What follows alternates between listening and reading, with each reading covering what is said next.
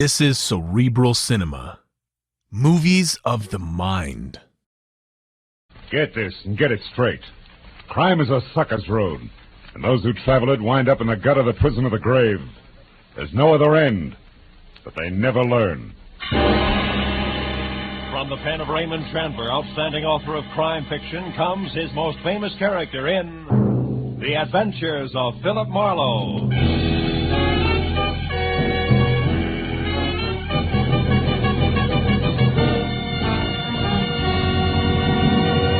Now, with Gerald Moore starred as Philip Marlowe, we bring you tonight's exciting story, The Uneasy Head.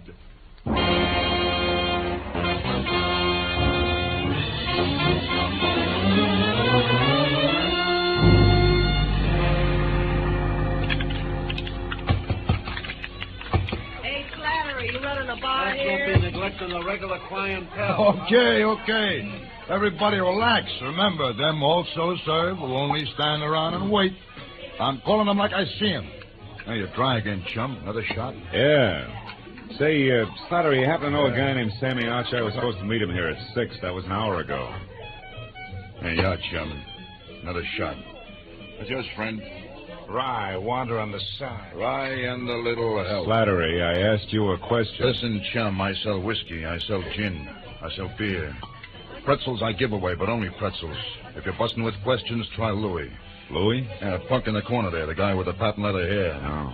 Louis welcomes visitors. Now, you want to pay for this drink? Oh, wouldn't miss it for the world. Mind it for me, will you? Hey, round boy, I'm going to forget I'm a lady. Your name Louis? That's me. Slattery tells me you might have some information I want. Could be. What race? Don't want any dope on ponies, Louis. I'm looking for a guy. A guy like who? Archer. Sammy Archer. Do you know him? No. What's the matter? You welch on a bet? No. Well, thanks anyway, Louis. I got something good at Beaumont if you... Heck, you're here twice. Bourbon once around. Coming up now. No luck, huh, chum? I thought maybe Louis could help you. He knows everyone in town. Yeah? Well, here's to Sammy Archer, a guy I never met. Well, so long, chum. Yeah. Don't go away mad, huh? Oh, not a chance, Slattery. After all, you... Hey, what kind of scotch was that? Tastes like boiled cabbage heads. Slattery, what did you... I drink it was dope. Are you no good, Suit Simon?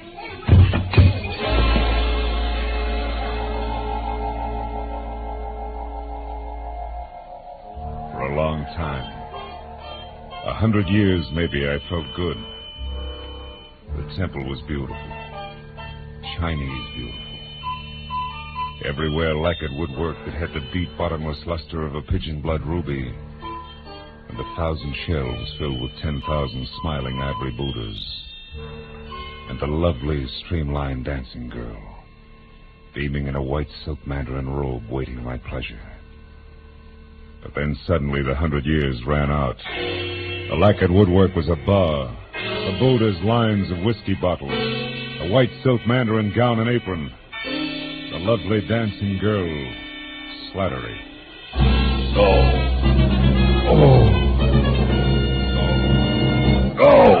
Easy now, Tom. Yeah. Chum, come on, try this. It'll bring you around. Yeah, thanks, Oh, it's you. How dumb do you think I am, Slattery? Hey, easy. No, wait. You got it wrong, chum. I didn't slip you that Mickey. Come on now. Lay back. You're going to be okay. How long have I been out? Oh, about an hour. Oh. You're in the storeroom behind the bar. Now, just take it slow, Mr. Marlowe. How do you know my name? Oh, I checked your wallet when you folded, chum, and saw you with a big-shot private dick from Hollywood. Yeah? I gave you my vote. Really? Oh, yeah. I heard all about you, Mr. Marlowe. The time you nailed that lousy Paul Miles who was hitting all the bars for some old-time protection. Yeah, but you should have said who you was. Yeah. Oh. Hey, Slattery, got any idea who got to my drink? No. It must have been the bird next to you. Rye and water on the side, man. You know him? Here, come on, help me up. Yeah, sure. Steady, easy, now. There we are. No. Never seen him before. He shoved off when you went to see Louis. What do you look like, Slattery? Think. Oh, well, he smoked a cigar. Yeah? Had kind of a red face and was wearing a camel hair overcoat. Oh, yeah. He was nervous. He kept playing with a book of matches. He tore them out one at a time, and then he bent them up, eh? Bent him up, huh? Yeah. You don't know his name, where he hangs out? No, zero chum, except that Louis heard him ask someone about how to get to Palm Springs, but, Mr. Marlowe, I do know about Sammy Archer. You do? Yeah, I didn't want to talk up before Mr. Marlowe because I didn't know you. Slattery, where can I find Archer? Well, you ain't putting him on the spot for someone, eh? No, nothing like that. He called my office today, said he had some kind of a business deal with a guy he didn't trust. Wanted me to meet him here at the bar, get the details, and play bodyguard. Now, come on, tell me, Slattery, who is Archer? Where can I find him? Hey, he's a second-story man, Mr. Marlowe. He's a... You mean that... Yeah, he knocks off fancy places. Beverly Hills most of the time. He's strictly a prowler. Oh, fine. I could probably tag him over at 31 West Grand. He's got a basement apartment there. But, look, you ain't going to be careless about the dope I gave out, are you? Now? Don't worry. I'm not going to work for him, Slattery. I still handpick my clients. Well, then, why are you going there? For a lead, Slattery. A lead on a nervous guy in a camel hair coat. You see, I also handpick my enemies.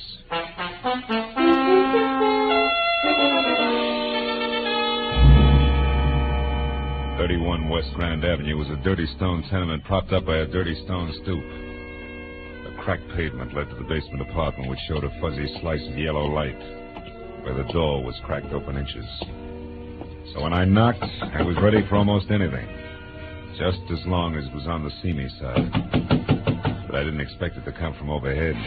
You're wasting your time, big boy. When Sammy leaves his door open, you shouldn't bother knocking. You mean he's out? No, I mean he's in. And he's got the blind staggers. I know. I heard him falling over the furniture. But go ahead, see for yourself. If you'll pardon appearances. The big slob.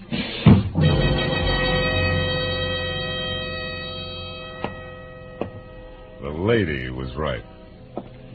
A tinny radio led me to the basement room, where I found the two scarred wicker chairs and a single end table on hand turned over. Drawers open and overflowing pieces of discarded clothing everywhere. And in the middle of all that, sprawled along the edge of a threadbare couch that was weak in the springs, Sammy Archer. He was facing me, eyes closed, and wearing a faded blue bathrobe 2 sizes too big for him. And next to one hand that rested on the floor was an empty gin bottle sitting on a clipping torn out of a fashion magazine. On one side, an ad for a Bendix automatic washer. On the other, a picture of a diamond tiara, a jeweled crown, which the caption said belonged to Mrs. Bessie Dunsmuir of Palm Springs, California's most celebrated hostess. Well, it was a good time to awaken mine host by shaking, well... Hey, Sammy. Archer, come on, pull yourself together.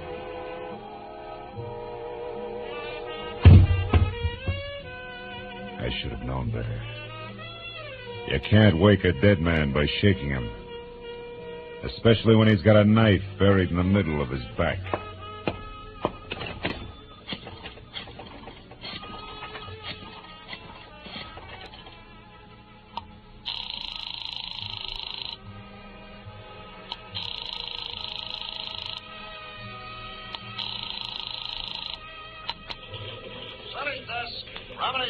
Bill Marlowe, Remini. Oh, hiya, Phil. Tribune got time for a few questions? Oh, we're up to our ears with the Dunsmuir story. What do you got, Phil? Beauty, beast, a traffic accident? Skinny guy with a golf ball complexion and the name Sammy Archer. Ever hear of him? Sure, a 2-time loser out of Joliet. Jewelry, team with a French named Christy Roach. Roach, huh? Say, tell me, Tony, what is he... Hey, wait a minute, Remini. What did you just say about Dunsmuir? Oh, that. Did you catch PM sheets? No. Someone got away with a precious tiara last night. Was insured for $100,000. They tag anyone for it? Not yet, but they're working on it. Seems that a gardener left her Palm Springs lash up the same time as a crown of diamonds. Gardner, huh? Yeah, was working under a phony name. Well, this Christy Roach, what's he look like? Oh, big red face, wears a cigar front and center. Thanks. Now I'm really getting someplace. That means what, Phil? 2 feet from the corpse, Remini, there's a textbook on gardening. Corpse? What corpse? Where are you, Marlowe? 31 West Grand Avenue, where somebody stabbed Sammy Archer to death. Now listen, Remini. If you sit on this a while, I think I may be able to wrap it all up for you after a quick trip to Palm Springs. Why not use us or the law? What's your angle, Phil? A very personal one, kid. Like what? Like a Mickey that shredded the lining of my stomach. I don't like that kind of treatment. It's bad for the ego.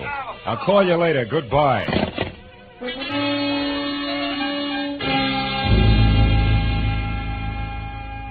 The trip to Palm Springs was 2.5 hours of hard driving through sterile wasteland. And there was plenty of time for me to add what always came out to the same thing. Sammy Archer, posing as a gardener, swiped the Dunsmuir tiara to peddle through Christy Roach, whom he feared.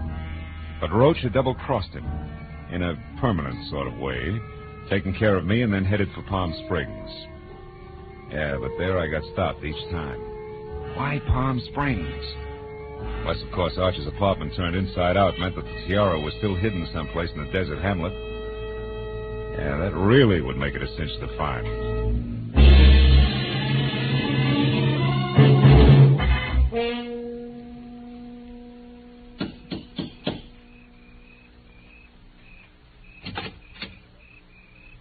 Yes, sir? I'd like to see Mrs. Bessie Dunsmuir, please. My name is Philip Marlowe. Police or gentlemen of the press are no longer welcome. Good evening, sir. Steady, Jeeves.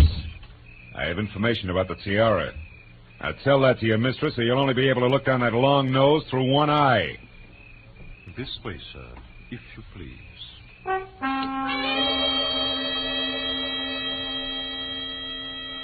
The interior of the Dunsmuir shanty was strictly colossal. From a foyer the size and shape of the Union Station to a plush, leather-lined den that was about as cozy as a parking lot. And Mrs. Bessie Dunsmuir herself fitted perfectly. Because as the renowned party giver glided into the room, I saw enough jewelry on her arms, ears, and neck to match Tiffany, carat for carat. She listened intently while I brought her up to date. After that, she ushered me into an uncomfortable chair, rang for Long Nose, and then asked a sensible question. Mr. Marlowe, this Sammy Archer, what did he look like? Well, he was thin, Mrs. Dunsmuir, and sandy hair. Does that fit your ex-gardener? Precisely. Now perhaps we're actually going to make some progress. The police here haven't, and... come in, Martin. Oh, a liqueur, Mr. Marlowe? Oh, no, thanks. Thank you, Martin. Mrs. Dunsmuir, Yes. Did you ever notice a red-faced man who smoked cigars hanging around, talking to Archer, perhaps? No, I never did. Did you, Martin? No, madam, I don't believe I did. Excuse me, madam. Good evening, Dunsmuir residence. Who's calling, please? One moment, sir. Mr. Endicott, madam. Endicott? I don't seem to know any Endicott. Hello? I'm sorry, Mr. Endicott, but I don't seem to recollect... What? You... Well... Yes. Yes, of course. I'll see you tonight here. Goodbye. What's wrong, Mrs. Dunsmuir? Oh, just some more trouble over the estate. Ever since my husband passed on 3 years ago, we've had a mountain of trouble with his investments. I see. Well, about the tiara, Mr. Marlowe, do what you can about locating it. You'll be rewarded handsomely by the insurance company if you're successful, I'm sure. They stand to lose $100,000. Yeah, but can't you tell me anything about Archer? I'm afraid not. I don't believe I ever said more than 2 words to him. Now, excuse me, Mr. Marlowe, and thank you for your interest. Martin, Madam. Please show the gentleman out.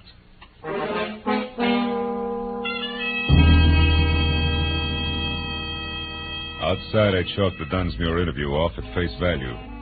Proof positive that Sammy Archer and the sticky-fingered ex-gardener were one and the same. Then I headed for town on the first public phone, which was at a mobile gas station. There I swapped a $10 bill for a pocket full of quarters and started calling people back in L.A. who might know more about Christy Roach and the kind of connections he could have in Palm Springs. But after 4 near misses, I quit and stepped aside to let a big man with a beefy face that belonged on an English bulldog take his turn. However, he had other ideas, and he pointed them out bluntly, with a shiny automatic. I wonder if you could help me, Sonny. I'm looking for a diamond tiara. You gotta be kidding. I wear a fedora besides Hold that... it right there. I have news for you, Sonny. While you were gabbing into the tube there, the station attendant left, closed shop, went into the bar next door. Out of earshot. So? So we're alone. And that means I'm going to... You very little. Stay right there, Marlowe. Well. Christy Roach. Red-faced, cigar and all. Glad to see you. Shut up. Come on, we're getting out of here. Without our buddy there? Don't worry about him, Marlowe. He'll keep that way. Maybe a lot longer than you will.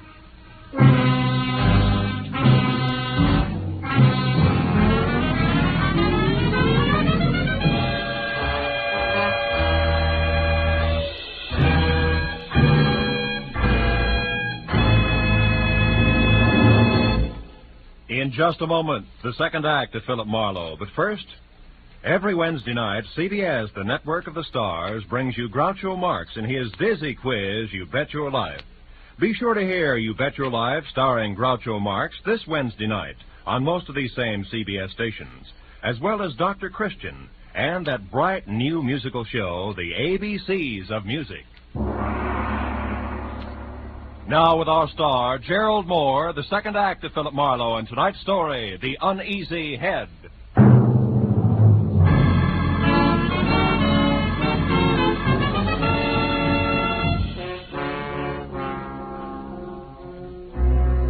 the way Christy Roach had brought his gun barrel down on the bulldog's scalp, I knew he meant it when he jammed the same gun into the small of my back and marched me to my car.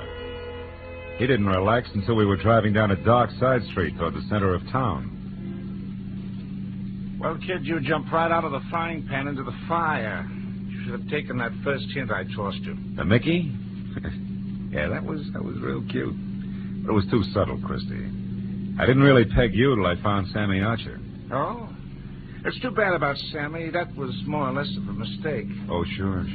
You only intended to carve your initials. The knife slipped. No slips, kid. At the time, I thought Sammy had tried to pull a fast one on me, but I found out later he was just stupid. He had a great thing, and he was just too dumb to see it.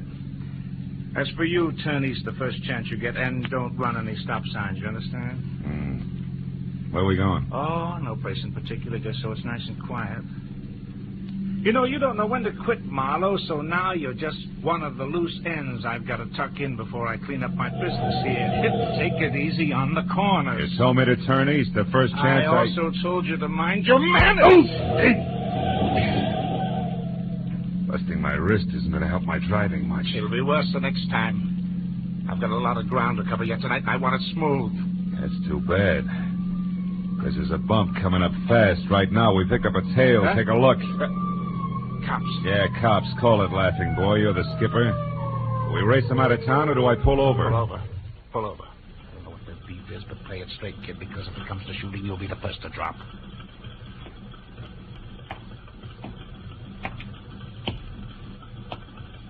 I get your read, buddy. You're on a one-way street. You're telling me. Yeah, only you're going the wrong way. Yeah, I know. Well, you see, my friend... I warned you. What about him?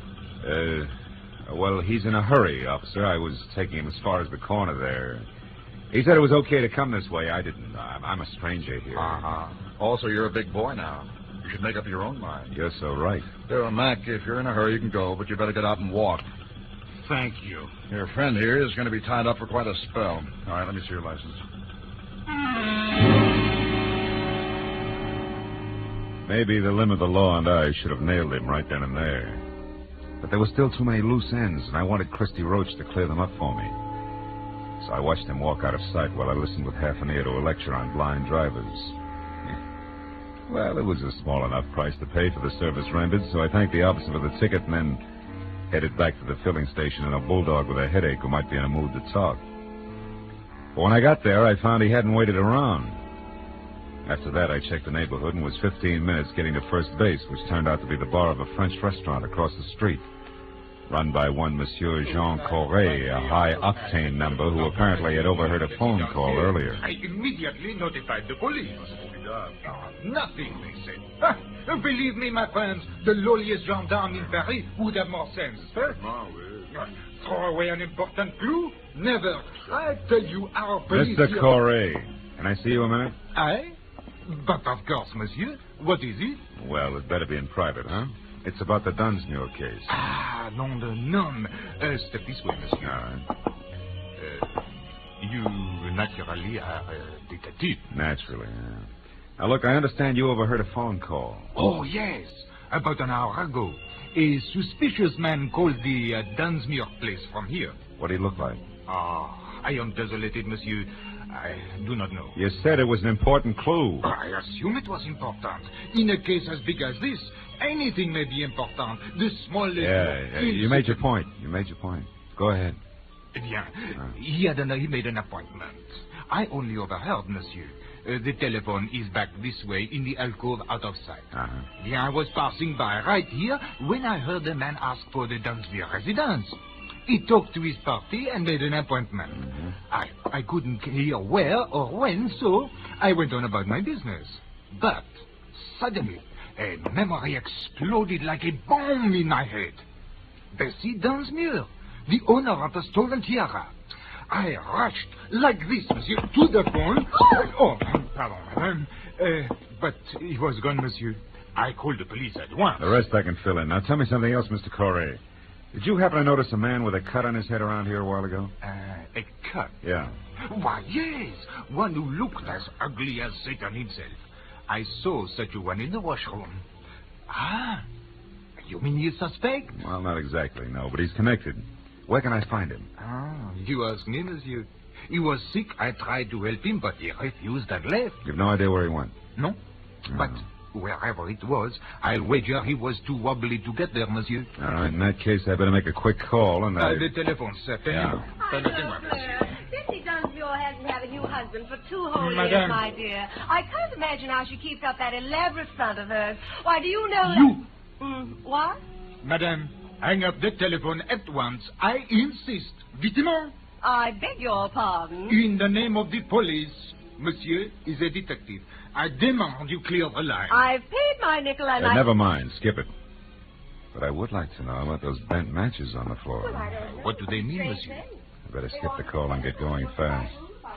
You've been a big help, Corey. Maybe I can get you the Croix de Guerre. The bent matches that littered the floor under the phone meant that the man who had made an appointment to meet with Bessie Dunsmuir had been the fence, Christy Roach. And to top it off, she'd lied about it. Didn't make any sense. But I added it to the rest of the question marks and made a beeline for Bessie's mansion. I parked a block away from the place, walked back, and let myself in through an iron gate at the side. And wound up in front of a car, half hidden in a clump of hibiscus bushes. A man was leaning in the open door with a match in his hand, reading the registration on the steering post. It was the bulldog I'd seen first at the gas station. When he saw me, his hand dived under his jacket for a gun, but I was on him before he could get it out. You're due for another dose of the same, Buster, unless I get some fast answers. The time for games is over, and even a private detective can run out of patience. You're a private dick. Yeah. I don't get it. This car here belongs to the guy who helped you. Fence. Christy Roach. And if he's inside, I got... Roach didn't help me, and you've got to do nothing till I find out about you. Who are you? Temple. Fred Temple. Hamlin Insurance Company. Oh, no. We're covering the missing tiara. Only something's haywire. An insurance investigator. Yeah, yep. I'm not going to make it, fella. My head, you better get in there and stop. When he passed out, he sagged against me like a sack of whitewash. I stretched him out on the grass, and after one look, knew there was nothing more I could do. I went over to the house and quietly tried locked doors all the way around until I came to an open one in the butler's quarters. A bed lamp was on, so I braced myself for another meeting with Martin. When he came to the door, he was in his nightshirt.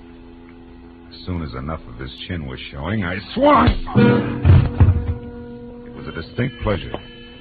I stepped over him and went through his rooms and on up the long hall of the main part of the house. I finally located Bessie in the leather-lined den. She was alone, but judging from the rate she was burning up the jittery cigarette in her hand, she expected trouble at any moment. Marlowe, how did you get in here? Why are you here? Just checking up on a lie, Bessie? I don't know what you're talking about. A late day tonight. Incidentally, he's due any second now. His car is outside. On my ground? Yeah. Surprise? What's so important about that? Now, look, you better tell me all about it, Bessie. No, Get out of here. Get out. Later. Right now, this setup is so full of holes, even the truth is leaking out. First, Roach the fence, figuring Sammy Archer, the guy who swiped your tiara, was pulling a fast one. And he changed his mind and got a new angle. Second, you brushed me off because actually you're afraid of finding the tiara. And third, the insurance company that's covering your loss is suspicious. Yeah, it's screwy, but it can only add one way. Like the tiara that was stolen from here yesterday is worthless. Are you insane? It was famous, fabulous, worth a king's ransom. Yeah, the original, maybe. Not the cheap duplicate. It may be fuzzy on the details, but the big picture's easy. You dismantled the original and sold it probably quite a while ago. But not before you made a duplicate to keep up appearances, so gossips wouldn't know you were going broke. Also, you kept up the insurance on it for the same reason. And the duplicate was stolen. People knew you'd been robbed, so you were forced to claim the insurance, but you knew that if the fake was recovered legally, you'd be prosecuted by the insurance company and disgraced. Sure, Christy Roach knows that, too. He's coming here for blackmail, isn't he? Why else? Come on, Bessie, you might as well... You might as well... Might as well what? What are you looking at? A cigar butt there on the floor. Oh. It's burned a hole in your rug. What happened to make Roach drop a cigar, Bessie? Where is he? I don't know what you're... Stay away from that desk. I mean it, Bessie. Next time it's for keeps. Now stay back. Where is he? In that closet there. I didn't know what else to do. You were right about the blackmail. About everything. I had to kill him. He'd have wrecked my life. Yeah. Just your way of life. That was top-heavy anyway. I guess so. But I thought I had to have it that way. Well, at least I'll give them all a big laugh on the way out. Bessie Dunsmuir's a great entertainer.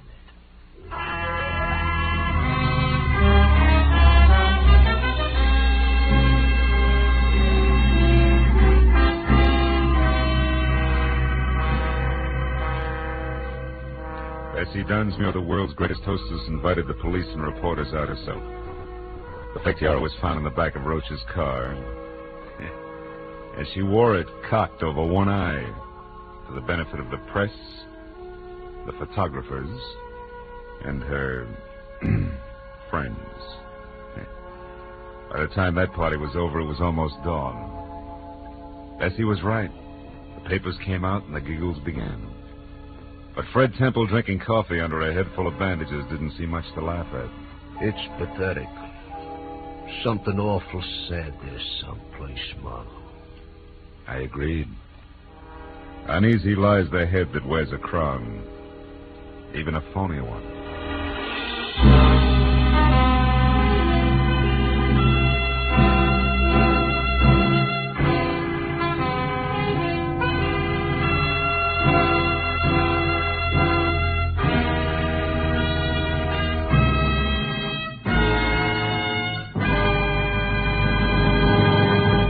The Adventures of Philip Marlowe, bringing you Raymond Chandler's most famous character, star Gerald Moore, are produced and directed by Norman MacDonald, and are written for radio by Robert Mitchell and Gene Levitt.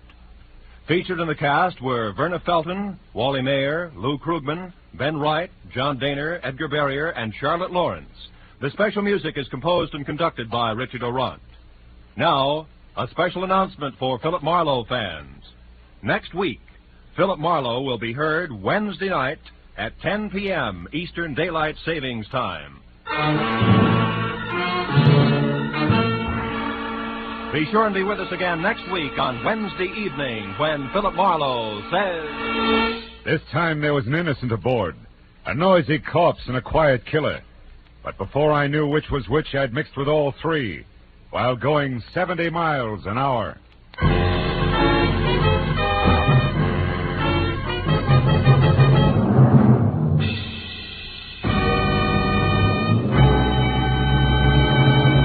Now that warm weather's here, many of us will be doing more driving and more walking. It's the duty of every motorist and every pedestrian to take every precaution so that we may cut down on the terrible injury and death toll exacted by traffic accidents. These accidents don't just happen. They're man-made. Somebody causes them. Make sure that you're not responsible for a traffic accident. Walk and drive carefully. The life you save may be your own.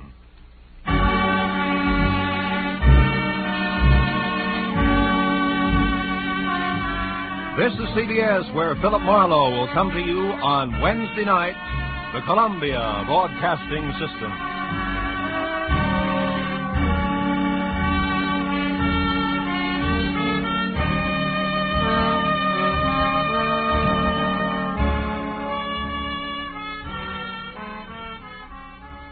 Cerebral Cinema hopes you have enjoyed this movie of the mind.